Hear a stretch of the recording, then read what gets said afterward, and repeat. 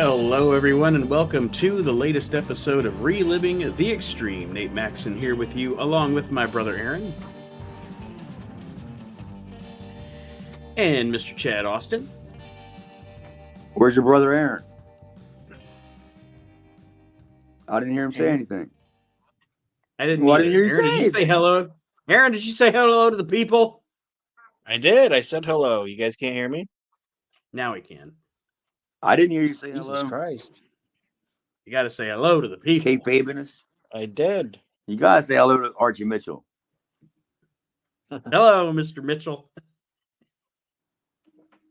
What up, Archie? This week's show, we're gonna be discussing the episode of ECW from March the 19th, 1996. Chad, the other day I noticed on Facebook that you were watching some ICW, which I was gonna post a picture to your post, and then I got busy and completely forgot. I even have the picture still on my phone because around the same time you had posted that. Around the same time you had posted that, I had gotten into my shit and was watching the stuff I have from the Joe Pedicino Global Wrestling Federation. And the reason I was going to post a picture to you was it was like, wow, the GWF, look at Axel looking plump. Axel Rotten, he was looking fucking plump in the GWF. He's wrestling the episode I was watching that he was on. He was wrestling Adrian Street. I was like, oh, he looks plump. Oh yeah, dude. He's like, yeah, he looked like a fucking like a medicine ball that had British tights on. Like he's like 5'6", but like like almost 300 pounds. He looks like one of them balls you throw around at the gym. Yeah, he's just a blob. Medicine ball. Yeah, I'm pretty sure he was always plump, wasn't he? No, I mean he looked particularly plump. Oh yeah, he definitely was. He looked like was he wearing a shirt? Yes. Or was he just wearing his tights? Yes, he was wearing a shirt, and then he had like the mohawk. And then there was no hawk. Yeah. And then there was a poof in the back of his head. Yeah. And he looked like a sheep. But it was black. Yeah, he looked like a big fat black sheep. But you know what? He was fucking working his ass off with Adrian Street. So God bless him. They had a great match. You got to see what I watched of him today. It was from an old Maryland company. We had TV back in like 1991. And it was back when he was doing like he would pretend to be from England, and like when you saw him in Global, he was wearing like a t-shirt and like the cutoffs, like the shorts or whatever, or the black spandex leggings. But yes, and when I was watching from like 91, it's before he dyed his hair blonde. He had the same haircut where it was the no hawk, where it was on the top and then the back, but it was nothing in the middle. But he wore tights. He wore like the Tarzan singlet. But he had like the British flag trunks that were on top of like the blue leggings. Oh my God. It was preposterous. I was his hair when it was laughing my ass off. Because like when he's one of them guys that kills me. Like he kills me like anytime like when I see a guy like take like a a superplex or like some big move and instead of like selling it, like like if it was real and you're selling it, they always somehow find a way to pull their trunks up or pull their shirt down. Mm-hmm. If their shirt's riding too high and you can see their belly or whatever, like instead of doing the grimacing in pain, they pull the shirt down and then they sell it. But yeah, that's what Axel was wearing like then. But I know exactly what you're talking about, dude. So I guess this week was an actual rotten week because I was just watching him today. But he wasn't on the show. GW, you talk about preposterous. That Global Wrestling Federation. Okay, I remember it was out when I was like, I don't know, it was 91 through like 93 when it was on ESPN. So it was out when I was just in junior high or whatever. And back then I loved coming home and watching that shit. As a kid, I loved it. And I watch it now. It was so I bad. still like it. Oh, it's so preposterous though, because they'll just be like they talk about the Global Wrestling Federation has been around for 90 years all over the world. It's just now come to the United States, which is complete bullshit. They just make up champions like, Axel's the Commonwealth champion and he's held that title in Europe for 7 years or so. They just make and they even have a match where they have a guy named El Pantera. I swear they had one mask guy. It was like the mask guy who wore like 7 masks and played 5 gimmicks. Oh, it was El Grande. But they have him. Well, no, this one is El Fantastico or something, and they bill him as being from Lucha Libre, but they talk about Lucha Libre like it's the name of the promotion. Like Scott Hudson's like, yes, Lucha Libre, it's a huge promotion in Mexico. It's like, that's what they call wrestling in Mexico. It's fucking ridiculous. Yeah, Global, dude, yeah. Well, it's fun to watch, though. It is fun to watch. I was graduating when Global was coming on. I was just about graduated, and it wasn't a run home from school. I got to get home in time to watch Global fucking wrestling. it would just be on, and then like I used to work with Rasta, the Voodoo Man. Okay, remember him? Yeah. Like I used to work at fucking Ames, and he was like our loss prevention guy, and I didn't know it. Like I didn't know we even had one of them guys. And I just so happened to be in the store, and I saw him walking around, and I started talking to him, and I'm like, wait a minute, I just seen you a couple of days ago, and he was telling me how he works here. I'm like, wait a minute, aren't you on like ESPN? And like on like yes. And he was like, yeah, and he thought I was kind of marking out, but what I was kind of doing was kind of insulting him. Like I would have been like, no, it wasn't me. Yeah, instead of Rasta the Voodoo Man, he should have been Losta the AP man. If he worked loss prevention, that would have worked. Losta the AP man. Rasta the LP man. Rasta. You can go out and look for all the fans in Global. What happened to all the fans? We got Rasta on it. Yeah, I used to work with him. I didn't. Yeah. Global was. It was definitely not a must-see for me, like running at home. I'd rather run home and watch old reruns of either World Class or AWA that came on ESPN before I would swarm home to watch Global. Don't forget it was backed by the Nigerian Prince. Yes. Is that the first person that ever got scammed by the Nigerian Prince? Was Joe Pedicino? $440 million he's going to invest in this wrestling company where they're going to bring all the biggest stars from all around the world. Chris Adams? Really? I mean, where are all these biggest stars from all around the world? I'm Facebook friends with Bonnie Blackstone. I'm Facebook friends with Bonnie Blackstone. I should ask her about that. Was Joe the first guy to get swindled by a Nigerian prince? Was that he started this whole thing? It's all his fault. Wonder maybe at this point. I wonder if Joe Pedicino is in cahoots with the Nigerian prince. I think he's dead. Well, then maybe Gary Wolf too.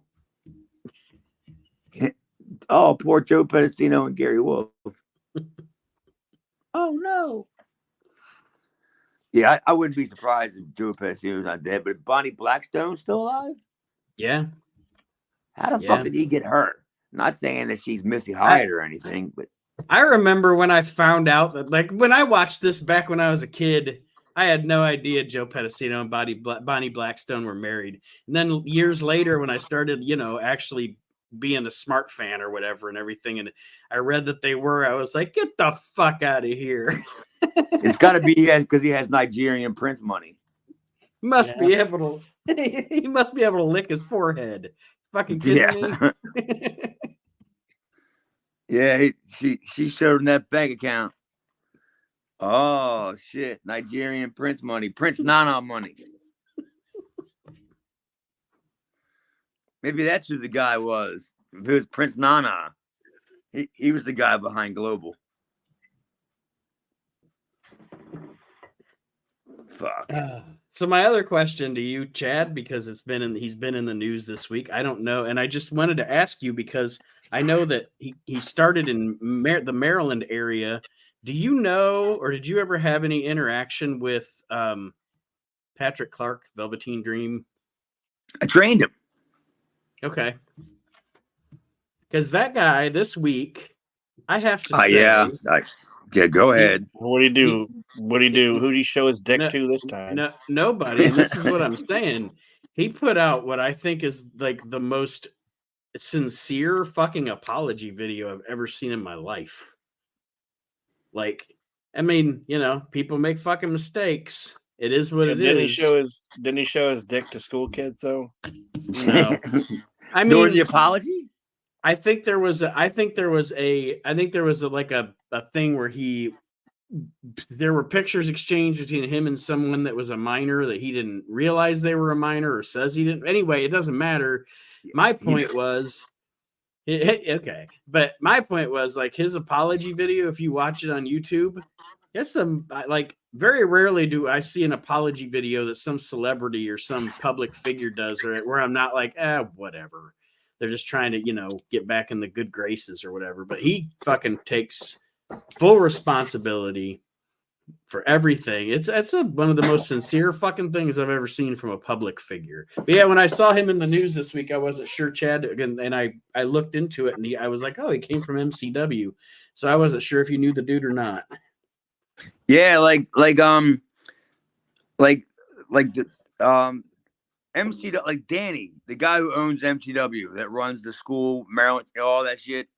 Mm-hmm. Like one of the things he teaches the guys is respect. Like that's like one of them. Like forget about the bumps, forget about hitting the ropes. The respect part. Mm-hmm. So like I literally, I didn't have the volume up. I watched the apology, but I had the volume down. I was just watching it, and I can tell what you're talking about. But I know that like, I'm not saying that Danny pulled him aside because at this point he's far removed from MCW and Danny. But you can see, like, I could just tell that he's coming across of what Danny teaches you. Like he knew that he fucked up, and he didn't just fuck up once. That wasn't a, Chris Hansen. This is a one-time thing. You know what I mean? That wasn't and the same thing with the other kid too. I trained him too. That Leo Rush dude. Mm-hmm. They both got in trouble at the same exact time, and they both came out of the same class. And like Pat, he always was a well-spoken dude, and he was a total fucking natural too, man. Like that kid could work. He was an athlete, really good athlete. Like I don't know. Well, I was gonna say in the time that he was in NXT, I was actually a big fan. I mean, I really enjoyed his work. I thought he was really good. Yeah. And then everything went down, and it kind of flushed his shit down the toilet. And I mean, I don't know from watching the apology video if he's even intending to be back in pro wrestling. It almost seems like, from the connotation of it, everything like you said, Chad, it's pretty much like it seems like he had a period where he went, you know what? I need to grow the fuck up, man the fuck up, apologize for this shit, move on with my life. Whether he's going to be, it's going to be tough for him to, it's going to be tough for him to get back in. Mm-hmm. If he does. I don't know where his head's at. I don't know, I don't know what his goals are, what he wants to do. But after, it's kind of hard to bounce back from that kind of stuff. Because like I said, it wasn't a, oh, I fucked up once. Mm-hmm. kind of thing. You just got caught once. That's pretty much what it was. But I mean, I always liked Pat.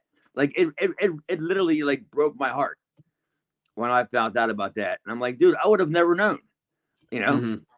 Like when I remember I was at a bar with an old girlfriend when the phone call came in about it, and I literally had to go outside of the bar, and I sat on the steps outside, and I just like kind of like broke down, thinking like, I never saw this. You know what I mean? Right. Like we made that kid work. we didn't get into their personal lives, like we don't, Right. But I'm just like, dude, this kid, he's a yes sir, no sir, like nice kid. And then you hear about all this stuff, and you're like, where the fuck is all this coming from? The fucking Velveteen fucking Dream, all right. Yeah, but it's gonna be a long road back for Pat, and I wish him the best, dude. Like, I'm not a grudge holding kind of guy. I mean, I would use him again, if I ran a company because he's talented. But I would also set him aside and be like, you know what, this is gonna be it. You know what I'm saying? Right. Well, and that's what I was gonna say. It's like the reason that I kind of differentiate what he did with his apology video over where I can definitely say, what's his face, Dick Flip guy. The fuck was his name? Joey Ryan. Joey Ryan. I can say Joey Ryan, he's a scuzzbag because every apology or quote unquote apology that Joey Ryan ever put out there isn't really an apology. It's like yeah, he's like, I'm sorry, but I was living a rock star wrestler lifestyle, blah, blah, blah. Yeah. It's all somebody else's fault. Patrick Clark, his apology video, man, like I said, I mean, he puts it all on himself. It's very real. You can just tell. It's real to me anyway, unless he's just the greatest babyface promo in the world. He ain't really that good. Nah, yeah, you're right, man. I mean, like I said, it's gonna be tough for Pat if he wants to come back, and I can see Danny giving him another opportunity if he even still lives in Maryland, or if he came back to Maryland, or whether he's still in Florida, I don't know, but he ain't going back to NXT. I don't see that happening. I think that's he might be all elite, but that's about, he ain't going back to NXT. He's got a better chance to sign with Global. Aaron, anything you want to talk about before we get into the CCW show? No, I'm good. I don't want to. I don't want to say anything disparaging about anybody after you guys just build them up. So we'll go ahead. Come on, disparage him. No, I'm just saying. You're entitled to your opinion just like we are. I'm just saying you show your dick to a kid. I don't want your apology. I'm just saying, it's like, go fuck yourself. I don't want to hear from you anymore. He did. In front of a kid. Yeah. Shoot yourself into space for all I give a fuck. So obviously he's not working for the Aaron Wrestling fucking Federation. No. I would actually book him. I would book him, and then I'd put him I'd hire him, and then I'd put him in a Legends match with Meng. Be like, hey Meng, that guy showed his dick to a kid. Do something about it. And then Velveteen's got to be blindfolded. Yeah. Oh yeah, that'd be tremendous. Ming against Velveteen Dream, and the ring surrounded by a bunch of little kids with kendo sticks, kendo dicks. That's tremendous. Well, I can say, yeah, he's not working for you, Aaron, I guess. No, I can say that he was from what I'm reading here, he was accused of some of these things. He denied the allegations, and it's never been proven in a court of law. So I don't know. Take it for what it's worth. I'm not defending him or not defending him. I'm just saying his apology video seemed very genuine. Well, I'll tell you one thing. He's pretty sorry too. What? Kevin Spacey apologized too. Yeah, he also did not get convicted in a court of law. So yeah, I guess you can say what you want. If somebody accuses me of something and I say I didn't do it, well, let's go to court. And if it's in court they say I didn't do it, then guess what? I didn't do it. Go fuck yourself. OJ's walking free, baby. Yeah, I wouldn't apologize for shit if I didn't get fucking charged with it. I mean, if I got accused of it and then the fucking jury at 12 said he didn't do it, and I didn't do it, yeah, and I'd be like, kind of what you said. It makes you even more guilty if somebody said, "Oh, it didn't happen," and then you still apologize for it. Like, well, then obviously it did happen. Yeah, what are you apologizing for? Like OJ didn't walk out of the courtroom and be like, "I'm sorry, I killed him." He just said, "See ya." Yeah. Stupid I'll find the white real bitch. killer. Like Patrick Clark wasn't like, "I'll try and find the real dick shower." Yeah, he's out there. He's looking for the condom that fits. Yeah, I don't think Patrick Clark's going out looking for the guy that's really showing the fucking dick pics to the kids. If the pic don't fit, if the pic don't fit, you must have quit. Yeah. Yeah. He's walking around with a mirror. I got him. All right. Well, Oh, March shit. 19th, 1996 episode of ECW. We get footage from last week with the whole situation with Shane Douglas and Brian Pillman. Joey Styles introduces the show with it's going to be footage of night 2 from the Big Ass Extreme Bash. And what a barn burner of a tag team match we open up with here, folks. It's Bad Crew versus Damian Stone and El Puerto Ricano. Yeah, Puerto Ricano, my boy.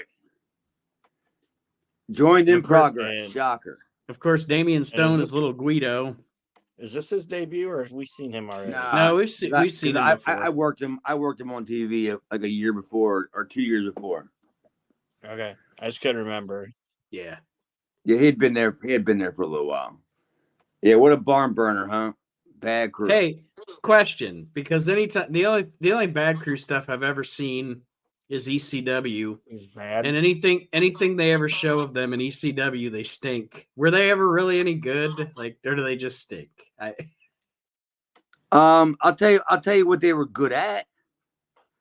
They were good at having a license in Pennsylvania. And that'll get you on the card. Yep. that and they were good at having a halfway decent ring for rent. So they were good at that. So yeah, you put 2 and 2 together there. Like I used to work for Bad Crew all the time. They would always run these shows. It'd be at a bar too, so I wasn't turning down that booking. That the bar was literally in 20 feet from the ring. So as soon as I was done, I didn't even go back and change. I just walked right over to the bar. But as a matter of fact, I got my tattoo, the only tattoo that I have. I got it right downstairs from the building where they ran the shows at. It was this big building in the middle of nowhere in Reading, Pennsylvania, and it was 2 floors. Downstairs was a tattoo shop, the Reading Tattoo Parlor, and then upstairs was just a big empty ballroom, and that's where Bad Crew ran their shows at. And they always brought me and Dino in. They paid well, and they brought in in my eyes, it was the equivalency of the independent ICW guys. It was all the guys that you see in that area that work all them shows. Kodiak Bear, Damian Stone, all them guys. Hungry Barbarian. Of course, they had a guy named Harley Davidson. Or you have to. Harvey Danielson or whatever. But you know what I mean? All the same guys. They had a Doink, Everybody Bob gets Starr. a Doink. Yeah, Nikolai. Guys like that. Do you think? Yeah, they were that good guys. But yeah, they were basically good at having a license and a ring. Two things. First, I think of a scenario where ECW is growing in popularity and the Bad Crew's getting to work there because they have the ring. And then they're like, man, one more time. Fucking, we're out on the road coming to the show. Canadian Wolfman's trying to fucking drive us off the road. He wants back in. But the other question I have for you guys is, do you think that there just were so many, like I just said, every promotion had a Doink or has a Doink? Do you think it just got to the point where there were so many that WWF was just like, fuck it, we're just going to let people use it. There's no use in trying to sue all these people that don't have any fucking money anyway. Do you think that's what it was? Of course. Like all I'm doing is spending my time chasing doinks. Yeah, like what the fuck? Like we got more important things going on. Yeah, I mean, like, yeah, I mean, case in point, Bob Starr. Like, Bob would work. He'd work 3 times on the show. You book him as Bob Starr. All right, he'd come out. He'd be Hollywood Bobby Starr. 2 matches later, he'd come out with a mask on, change his outfit. He'd be a Russian assassin. 2 matches after that, he'd come out wearing a Doink costume. And he worked King Kalua or Tom Brandy, or you know what I mean? Yeah, I fucking love pro wrestling. And as it went on, it almost became like the Times Square Elmo or whatever, where it's like it looked pathetic, like it doesn't even look like a good Doink. Yeah. Like every new Doink just was a little bit worse looking. Yeah, like sometimes you go to the show and you see Phil Apollo Doink. And sometimes you go to the show and you see Hobo Doink. Like he looks like a serial killer Doink. Yeah. Like we saw Ray Apollo Doink, right? He was I said Phil Apollo. I meant Ray Apollo. I'm sorry. It's the same person. But he had like a hot chick with him. Remember that? Like 2 hot chicks with him. Yeah, Doink was boinking. God damn. He's got Doink money, yeah. God damn Doink. Doink slanging it. Yeah, like the Apollo guy was the guy that would spend an hour and a half, 2 hours putting the makeup on, and have the right gimmick, the right outfit. He wouldn't have holes in his knee pads. You know what I mean? It wouldn't be a raggedy ass outfit. Like he'd be the Doink. But then you go 20 miles down the road to some, outlaw Mudshow, and then you get that fucking Doink. You know what I mean? Yeah, and he's missing some of the key like face paint marks and stuff. Mudshow Doink. That's the name of this episode. Mudshow Discount. Let's say discount Doink, but Mudshow Doink's better. That's what it was, man. And like everybody had a Mudshow Doink. It sounds like you think of what Patrick Clark tried to do to the kids. A Patrick Clark Doink? The Velveteen Doink? He tried to do the Velveteen Doink. Doink. I was just saying, like, that sounds like something nasty you do to somebody. Oh, man, I took this bitch home last night and gave her the Mudshow Doink. And your buddy wouldn't even be impressed. Your buddy wouldn't even be depressed. He'd be disgusted. Like, oh. It's like it's like the walk of shame when you gotta like text your buddy the next day and tell somebody that you Velveteen Doinked them. Mudshow Doink. Yeah. Oh yeah, man! Last night when I met that bar, I got so banged up. I took him a Mudshow Doink. You Mudshow Doink somebody, the walk of shame the next day, they're bow-legged. Yeah, but you got like $20 for a Polaroid. you're just walking home. You're just walking home, sadly going. Da, da, da, da, da, da, da, da, da. He threw the bucket of shame on you. Instead of the confetti or the water, it was just a big bunch of shame came out of it. It was a bunch of Polaroids and kids that came out of the bucket. Velveteen Doink. Well, as Bad Crew, Damian Stone, and El Puerto Ricano have their match, they get attacked by Brian Pillman and company. And what's it say for and company? Because Pillman's out with his shady looking lawyer. Wasn't that fucking Nicole Brown Simpson's father? I don't know. That's who he looked like. It looked like him when he came out. Like that's Nicole Brown Simpson's father. And then the other guy looked like a little Kurt Hennig. Yeah, I don't know who the fuck that was. Baby Kurt. They were just guys playing the lawyers, but yeah, like one looked like Ron Goldman or whatever, and then the other guy looked like fucking little Kurt Hennig. Like if you order Kurt Hennig off Wish, it was this guy. And then And I don't even know who that football player was. No, I wrote down as he also came out with, as Lita would call him, football player dude. I have no idea who this football player was, but yeah, what the fuck was his name? His name was so fucking long, and went all the way around the back of his jersey. He was almost to the front of his jersey. Like, what the fuck was that guy's name? I'm sure it was some guy that Brian played with and was friends with or whatever, but I don't know who the fuck he was. Well, you didn't see him again. No, I think he was just a Philadelphia. I think he was an Eagles player, but I don't know who the hell he was. I'm not a football Packers guy. Jersey. I don't know.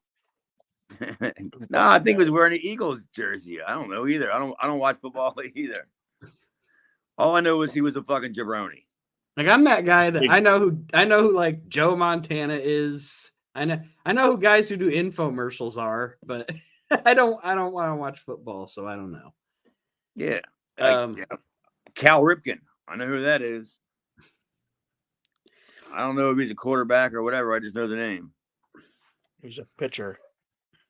I don't fucking know. But yeah, I don't like, as big as football is around here. I don't, like literally I'll go to the bar on Sundays and come 1 o'clock when I see a bunch of these ham and eggers come walking in wearing Ravens jerseys. That's when I look at my watch and be like, oh, it's time to go. Around here, it's the Ohio State game. So it's college here. Here it's college. People look at me and be like, how about them Buckeyes? I'm like, how about them? Yeah, what about them? No, I've never watched a Buckeye game in my life. I don't know. I'm not going. It's cold out. Cold. Yeah, I don't. Yeah, I could care less about that shit. The only time I ever go to the bar during the Super Bowl, because most of the bars have buffets, like during the Super Bowl. But I mean, COVID kind of killed all that. But yeah, that's when I used to go to the bar, like for a Super Bowl. I'd call around to all the bars. You had a buffet for Super Bowl, and then I'd be there for that. But I ain't watching 1 minute of that fucking game. Who gives a fuck? Fucking bunch of idiots. It's all at work. Bunch of Mudshow doinks. Fuck yeah. Football's at work. Imagine if they wore, instead of wearing helmets, they all wore Doink headsets. Then I'd watch. Yeah. They all had the Doink mask on. That'd be awesome. Yeah, but that Ron Goldman guy, that shit with Pillman was fucking... Dude, whatever. Like, enough with this. And it was cool. Like the promo was. I'm sorry. No, go ahead. I don't have any notes on the. I just have Pillman promo, Douglas promo. So you can. It was weak. It was like it's the weakest thing he's done since he's shown up. Like the promo was like it was weak. There was no body to it whatsoever. Yeah, nobody knew who any of these people were. As it could have been. You know what I mean? It was just for the sake of getting him out there and not having him sitting on a leather couch naked. It was just put him out in front of the people. I don't give a fuck what you say. Just we can't have you on a couch naked again. Aaron's going crazy. Put some pants on. Get some pants on and go to work. Yeah. Take these three out. Take these 3 ham bones out with you and go say something. Yeah. Something.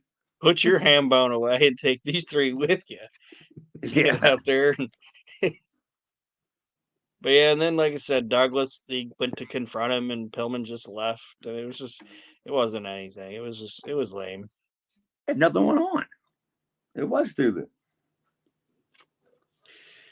That's how that segment ends. And then we roll into a tag team match. It is the Bruise Brothers against the Pitbulls. And I got to tell you,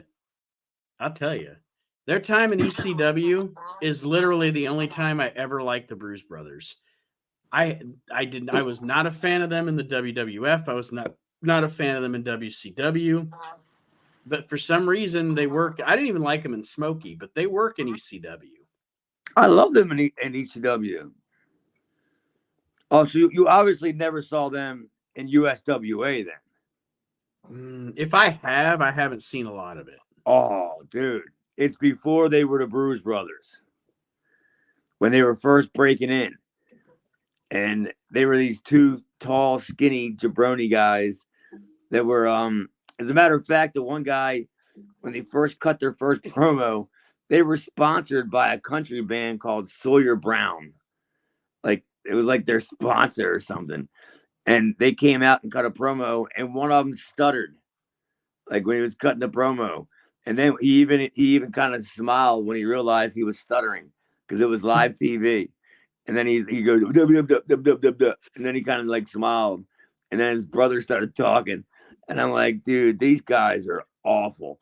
It's way before they were the Bruise Brothers. So yeah, when they disappeared after they called them Ron and Don Harris, the Blue Denim Bruise Brothers is what Lance Russell called them. And then when they disappeared, they came back with the long hair and all. I loved them in ECW as well. You know, Jacob and Eli Blue, they literally Jacob and Eli Blue in the WWE. And Smoky Mountain, cup of coffee, so it's hard to even, get a gauge on what they were anyway. But yeah, in ECW, they were a total fit. Loved them. I'm sure I brought it up on the show in past episodes, how they were just tailor-made for ECW because they were so bad that ECW could disguise their weaknesses so easily. Well, and that's what I was going to say. That's why they work, because, like this match with the Pitbulls, they can have an ECW fucking walk and brawl outside the ring. Nothing happens, but everything happens.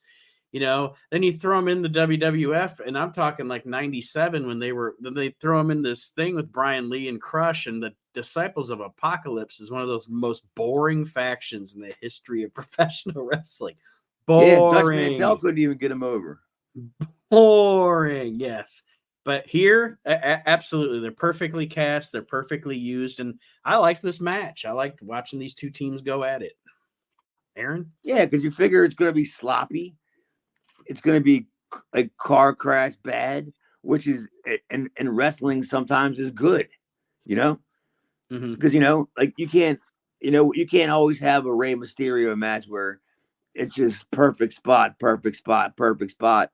Yeah, they get ugly, and that sometimes looks real and it looks believable. When they're just slamming dudes around and just dragging them around the building and shit. And it's like, yeah, that's believable shit. Yeah, I loved them in ECW. Aaron, what did you think of this matchup? I think I saw the fat kid from Head of the Class out in the audience. There's this big fat guy. I was like, that's the fat kid from Head of the Class. You guys still remember that show? That sign guy Dudley? No, it was just some guy. I was like, oh my gosh, I think it's the fat kid from Head of the Class. But other than that, it was a match. I mean, typical ECW brawl. I mean, I don't like the Bruise Brothers in ECW. I could care less about the Bruise Brothers. But Ron and Don Harris do nothing for me in any incarnation of what they are. Jesus. So I guess they ain't gonna be your pick for Wrestler of the Week then. Nope. But things picked up when Blue Meanie and Stevie Richards showed up, though. Well, and this is funny because we have a theme going on this show, because I wrote down Stevie and Meanie come out to help the Bruise Brothers. Dreamer comes out to help the Pitbulls, and he does the Doink gimmick. He has the Doink arm. And that was we got a Doink theme going on through the show here. But didn't Joey Styles even say that Tommy Dreamer had another arm? Yeah, he's got another arm, and then it's a cast arm. But yeah, it's the old Doink gimmick. It's the Doink arm. I thought he pulled his Tommy pants Doink down or something. Dreamer Doink? Is it Tommy or Dreamer Doink or Doink Dreamer Dreamer? Doink Dreamer. He's teaming up with Velveteen Doink and Mudshow Doink. Velveteen Dreamer. And they're going to take on Mo Doink, Mabel Doink, Butch Doink, and Luke Doink. The Headhunters, Mo Doink and Mo Doinker. Fat Doinker. The Head Doinkers. Doinker, I did. The Head Doinkers. The Head Doinkers. That's what happens right before the Mudshow Doink. It's a little Doink heading.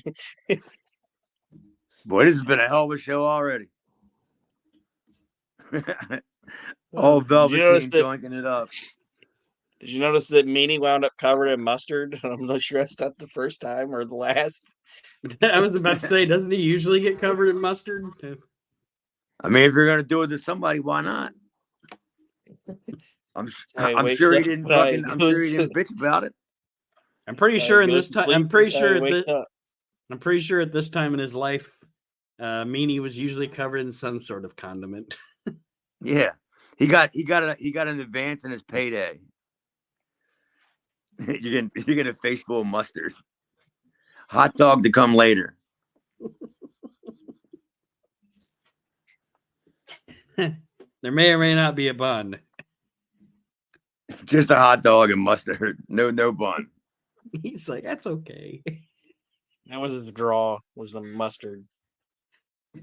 So I need a little bit of advance in my pay. And they're like, here's some mustard, you fat pig. Yeah, here you go.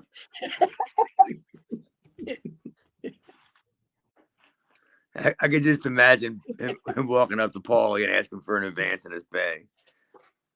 And Paulie just squirts him in the face with mustard. I know during that, I know one thing I noticed during that whole entire Smiles with the pit bulls were all doing all that shit was I saw some of the weakest chair shots from Gary, the pit bull. Dude, I was gonna make a note and see if you noticed it. Dude, they were cringe-worthy chair shots. He wasn't even like hitting them with a chair. He was putting the chair on their head. You know what I mean? Like, you know how you swing the chair and then you hit the guy. Like, he was like stopping and then just putting the chair like on his head. And I was like, please, I hope one of you guys caught this. I don't think I did because I didn't write it down. Yeah, because I have a little asterisk next to where I wrote Meanie stunk. And then I wrote this is bad. And then I wrote like, and how about them chair shots by fucking Pitbull Gary, the dead one.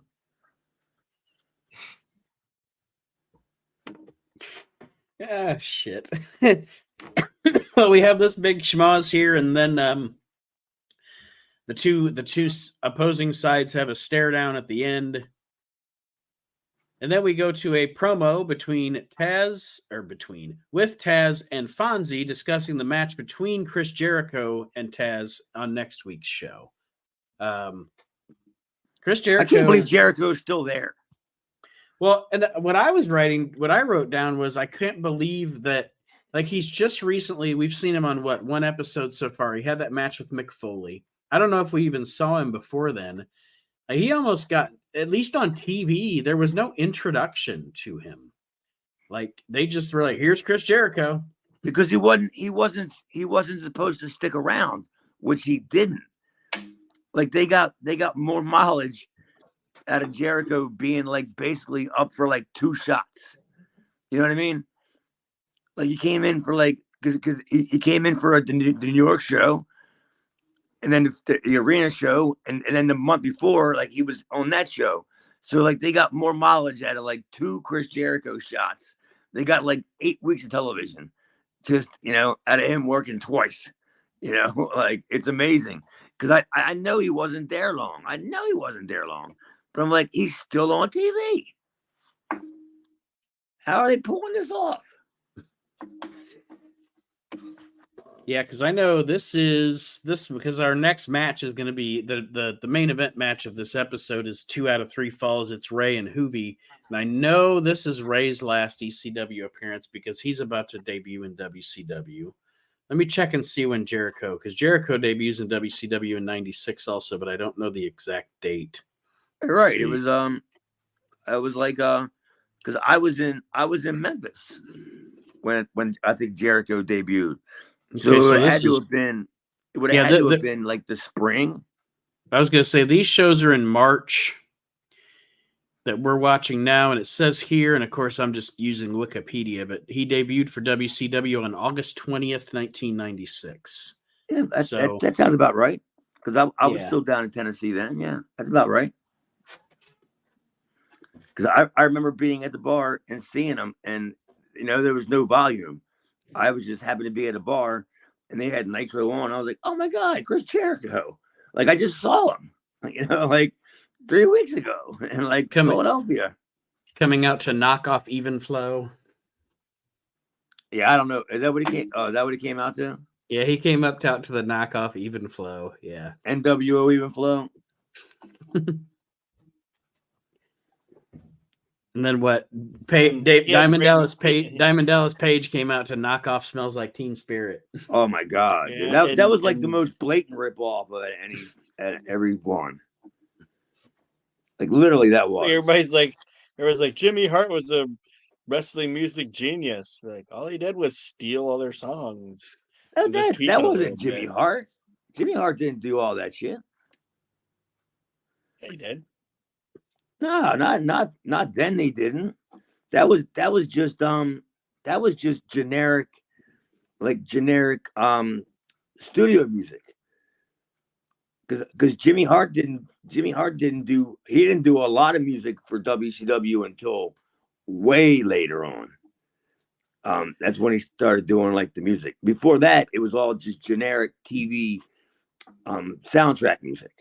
Some of the funniest ones of those are the first one that always comes to my mind is the music that WCW used for Lex Luger's intro music, the WWF used for their Superstar line, because that was a common market song or whatever. Yeah, just a music bed. And then I remember one time there was like an ad for some fucking like car sale here in our local market, and the music they were using was the Hardy Boys entrance theme. And I was just like, it's just funny. It's funny when you hear remember that, or the Kids in the Hall sketch where they I was just say Kids in the Hall had kid. I was just gonna say, remember that Kids in the Hall sketch with Scott Thompson being super gay to like Harlem Heat music? It's like, what is going on? Just the generic music. Yeah. Yeah, that's all that was. Because I remember when I used to do TV in Memphis, and I used to help edit TV. Like they had literally like CDs, it would have like 50 tracks on them, like these CDs, and it would all just be generic music beds that you just go through them, and then you figure, all right, this would be great for Hugh Morris. Whatever, you know what I mean? Because I remember listening to him, and I remember hearing like the Dallas Page, like the generic spring whatever spirit gimmick, except for the fact that he yells self high five, or just like the fact that the music that would ultimately become Rey Mysterio's music in WCW. I think it was Rey Mysterio's in WCW. They used it first for Loch Ness. Really? Yeah. Yeah. And Pat Tanaka had Goldberg's music. Yes, he did. You're right. Yeah. There's an episode of Nitro from early 97 where Pat Tanaka comes out to what would be Goldberg's music. You just want to be like, Tanaka. Tanaka. I mean, it happened in WWF too. Like WCW wasn't exclusive to it. Like, well, they had Jim Johnson in WWF. Yeah, but WWF also repurposed music. Patriot had Kurt Angle's music. Yeah. The stupidest one was that Paul Bear wound up using Papa Shango's music. Yeah, the stupidest one was when they had the Rockers or the Rock and Roll Express use the Rockers music. It's like, this isn't even one that you can repurpose. Like, nobody forgot about this. Right? You know what I mean? Yeah. And then they had that horn music that they used for like Bam Bam Bigelow in the 80s. And then anybody that was fat after that got that horn theme. Like they gave it to Mark Henry at first. They gave it to Mark Henry. They had fucking Butterbean come out to it. It was the big fat guy music. Give him the fat guy theme, pal. That's what it's labeled on the track, on the CD. It's fat guy track. Just Mark Henry. Mark Henry, Bash and Booger, Butterbean. Yeah, I can totally see that. Well, the main event match of the show that we are watching here, I don't have a lot of notes on it just because I enjoyed the match and was watching it. It is Rey Mysterio's last appearance in ECW, and it is Rey Mysterio and Juventud in a 2 out of 3 falls match, and it was really good.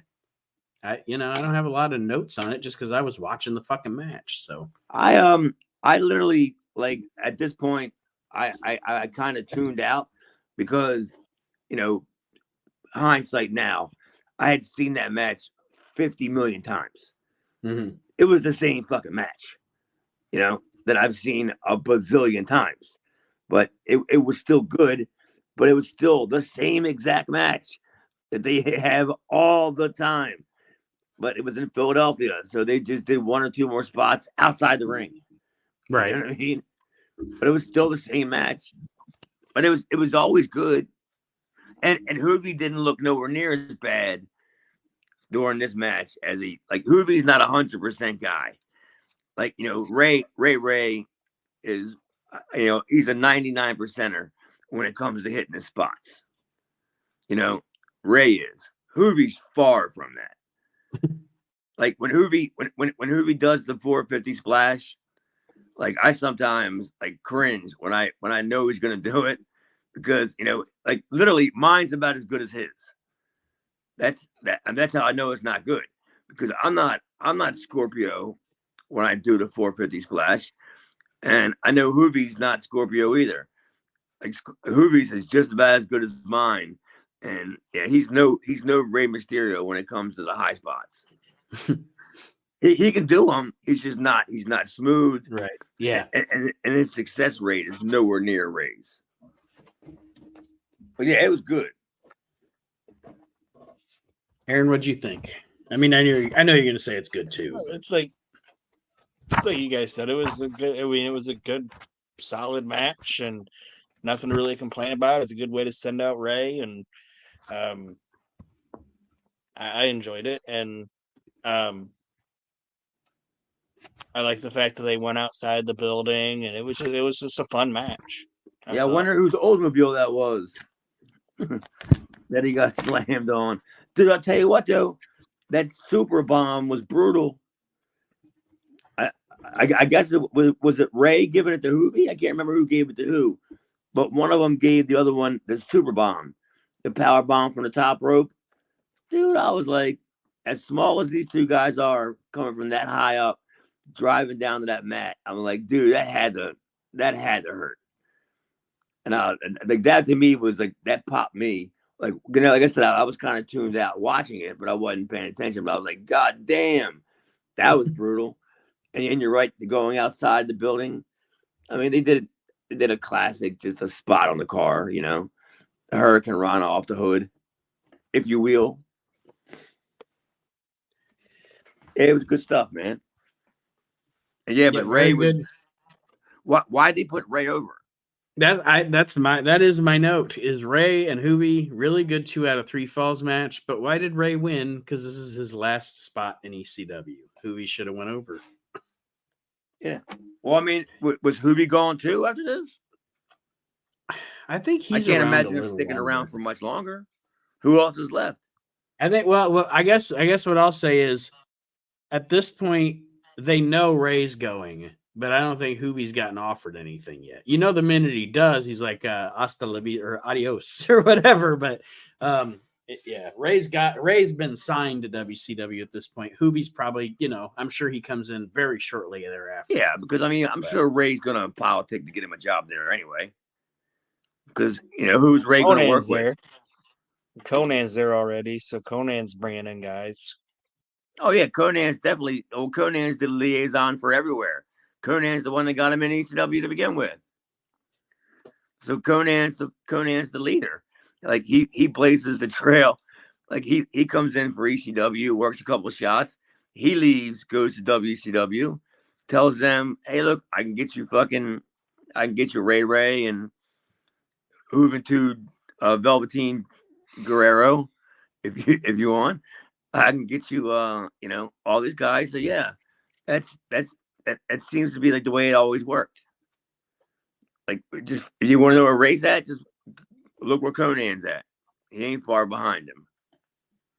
And I'm sure that, like I said, I'm sure Ray politic to get Hoovy in, because who's Ray going to work with? You know, Right. Kidman every single week. Yeah. Ray's like, I need Hoovy, I need Psychosis. Yeah. Guys that I can call fucking spots in Spanish out loud. Nobody's going to know what I'm saying.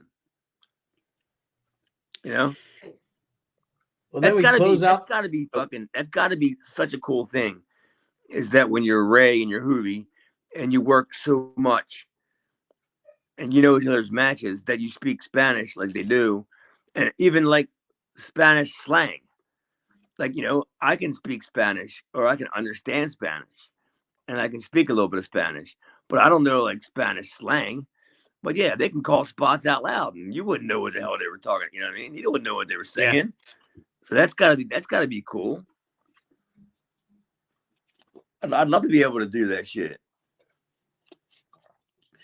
Well, as we roll into the Pulp Fiction to end the show here, we get Lance Wright telling us that the ECW fan of the week is Gary Juster. And as we all know, Gary Juster, a WCW guy. So Brian Pillman is in the kitchen of some restaurant, and he hocks a loogie in what's supposedly Gary Juster's salad. Yeah, but they never What showed else? Gary Juster, did they? No. Yeah, I didn't think so either. I'm like, why did they say him? And why was it Gary Juster? You know what I mean? Of all people. They could have just made up anybody. They could have been Archie Mitchell. Why was it Gary Juster? Like, was that a rib of some sort?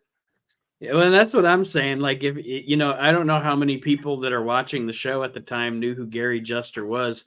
Like, if you're trying to make an impact and take a shot at WCW, why not just say it's Eric Bischoff's salad? Yeah, I mean, I'm from Baltimore, and Gary Juster, he's a Baltimore guy.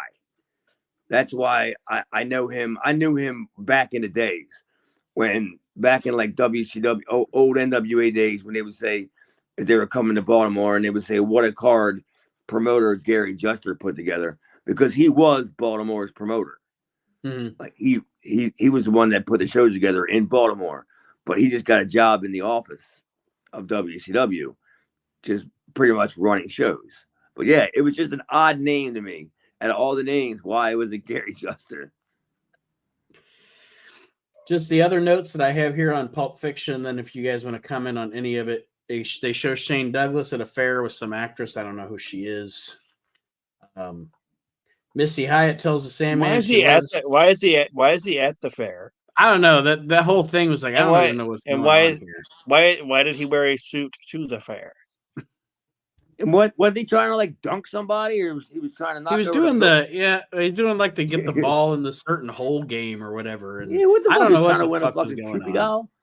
Yeah, he's trying to win this broad a big stuffed animal, and we're supposed to goldfish.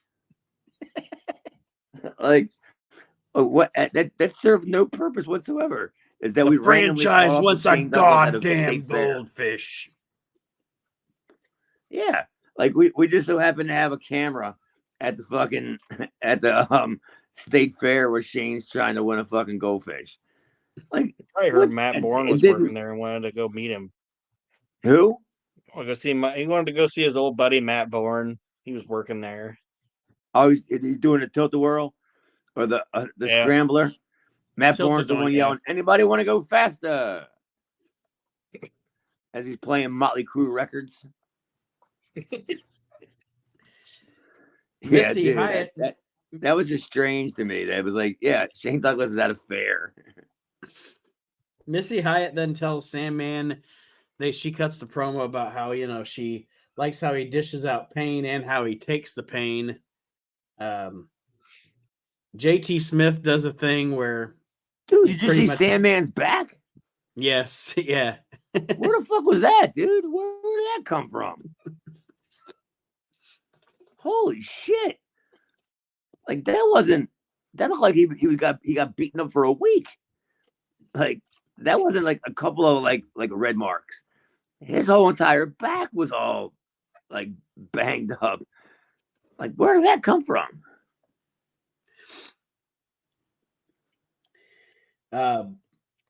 JT Smith cuts a promo where it's pretty much like he thinks he's pretty much what he's saying is I've got everybody fooled into thinking I'm clumsy, but I'm actually really smart. But he's not, because then the fucking banner falls on him from behind. Well, the first one is funny because he says that he's not clumsy and he's not a klutz and he's smarter than everybody else, and he actually puts the cigar in his mouth backwards. Yeah. Like, I guess I missed that. I was like, that's funny.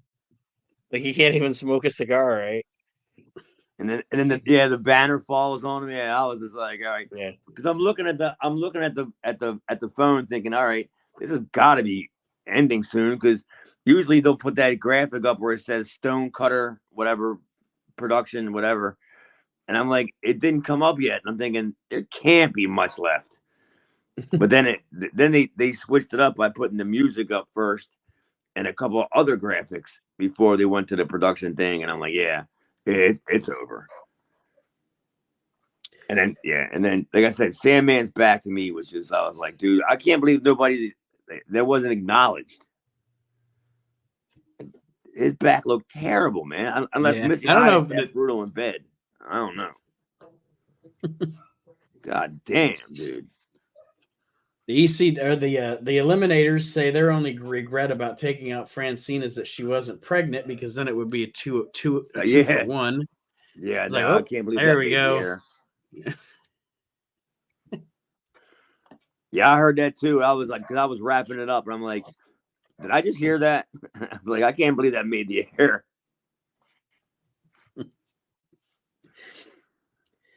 The old baby comes out stumbling. Taking the bump, yeah. Like they give him the total illumination as she takes the back bump, the baby goes flying out forward. Bobblehead. God damn. Raven promo on Dreamer and Beulah. And then we close out with with Brian Pillman at the restaurant. Gives an autograph to the waiter. And then the waiter's, it's like he's surprised that Brian's so calm and civilized and everything. And of course, Brian gives him the whole, that's all at work. It's all at work. It's all work. As he's jamming the fork into his arm. That's a cool segment, a cool way to end the show. I liked that. Yeah, I mean, I had a lot of fun with this show. I wasn't expecting it going in. As a matter of fact, I actually dreaded it. I put it off as long as I could, because I had a lot of stuff to do here, and I was just like, I was telling my roommate, because he was trying to get me to help him do stuff, and I kept saying, I gotta watch the show, and I literally put it off until I realized it was only like, what's it, like 38, 40 minutes, Yeah. I put it off until the last like minute, where I was like, I guess I gotta watch this piece of crap. And then when I watched it, I was like, oh yeah, that was fun. I had a good time watching it. Aaron? I thought it was a good show. I thought it was decent, and the only thing I got is that it's, out of all the stuff Pillman's done so far, I think this is his weakest episode, I think. Just in my opinion. Yeah, because there wasn't a whole lot of substance. It was just getting them out there for the sake of getting them out there. Yeah. Pretty much. I agree. Other than that, I enjoyed it. He's just a guy to me that if you're not going to give him something to work with, don't even put him on there. You know what I mean? Yeah, you would think that, but then it's probably that he's probably about ready to wrap it up soon too. So yeah, they're trying to milk him for every bit they can. Having pretty much. On the he's getting ready to go to Raw.